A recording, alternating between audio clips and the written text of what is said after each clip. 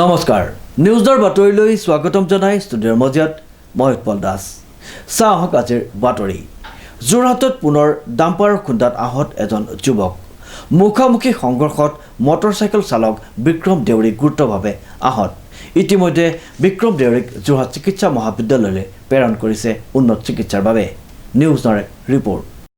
যোৰহাটত পুনৰ ডাম্পাৰৰ খুন্দাত আহত এজন যুৱক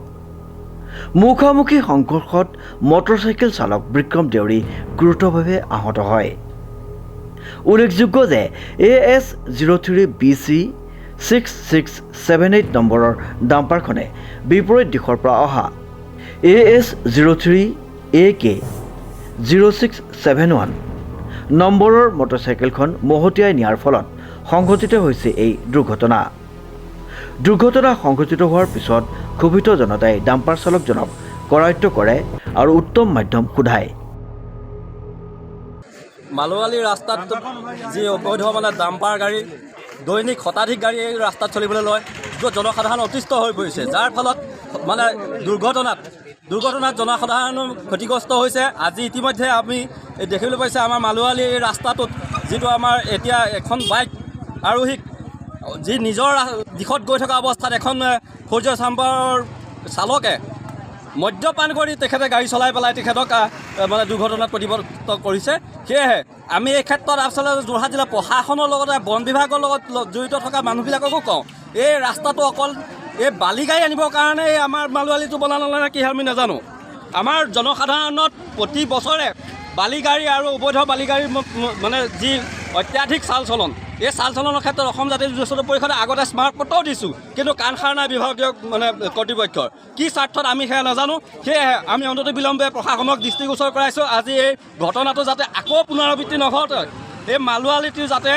মৃতপ্ৰায় এটা অৱস্থালৈ গতি নকৰক মানুহৰ জীৱন ধাৰণৰ ক্ষেত্ৰত আচলতে জীৱন আচলতে মানুহক সুৰক্ষা দিয়ক সুৰক্ষাৰ স্বাৰ্থত এই যান বাহনসমূহৰ অটপালি ৰোধ কৰক তাৰ বাবে আমি আহ্বান জনাইছোঁ জনসাধাৰণৰ অন্যথা অনাগত দিনত এটা কথা স্পষ্ট জনসাধাৰণ ৰাজপথলৈ ওলাই আহিব এই বৈধ বালি মাফিয়াৰ বিৰুদ্ধে বালি আৰু ডাম্পাৰৰ বিৰুদ্ধে জনসাধাৰণ কিন্তু ৰাজপথলৈ নামিবলৈ বাধ্য হ'ব সেয়েহে আমি অনুৰোধ জনাইছোঁ জিলা প্ৰশাসনক তথা বন বিভাগৰ বিষয়াক তেখেতসকলে কমিশ্যনৰ লোভত বন্দী নহৈ মানুহৰ জীৱনৰ সুৰক্ষা নিশ্চিত কৰক তাৰ বাবে আমি আহ্বান জনাইছোঁ আজি অলপ দিন এক্সিডেণ্ট হৈছিলে সেইটোত আপুনি ইতিমধ্যে এইটো ৰাস্তাত যে ঘটনা আজিয়ে ঘটিছে নহয় তেনেকুৱা খৰালি আহিলে ইয়াত ঘটনা ঘটিয়ে থাকে প্ৰতি বছৰে ঘটে কিন্তু ইয়াৰ পৰা প্ৰশাসনৰ যন্ত্ৰটোৱে কি সুবিধা লয় নাজানো তেখেতসকলে বালি গাড়ীৰ পৰা কিমান পইচা পায় আমিও নাজানো কিন্তু জনসাধাৰণ নিৰাপদ নহয় ইয়াত আপুনি মটৰচাইকেলখন লৈ শতাধিক ল'ৰা ছোৱালীও স্কুললৈ ছাত্ৰ ছাত্ৰী অহা যোৱা কৰা এই ৰাস্তাটোত যিটো সময়ত 10টাৰ পৰা ইমানখিনি গাড়ী এইটোকে অবৈধ যিবিলাক ডাম্পাৰৰ পৰা ধৰি ফ'ৰ চলাচল কৰে তেখেতসকলৰ চাল চলনৰ শতাধিক গাড়ী জনসাধাৰণ যাবলৈ অসুবিধা হয় সেয়েহে এই ক্ষেত্ৰত আমাৰ প্ৰশাসন যন্ত্ৰটো যিটো যোৰহাট জিলা প্ৰশাসন বন বিভাগৰ লগত সকলো বৰমূৰীয়াক আমি আহ্বান জনাইছোঁ দৃষ্টি নিক্ষেপ কৰক অন্ততঃ জনসাধাৰণ সুভাৱে চলিবৰ বাবে এটা ব্যৱস্থা কৰি দিয়ক নহ'লে এই ৰাস্তাটোত সদায় এনেধৰণৰ অঘটন সমাজ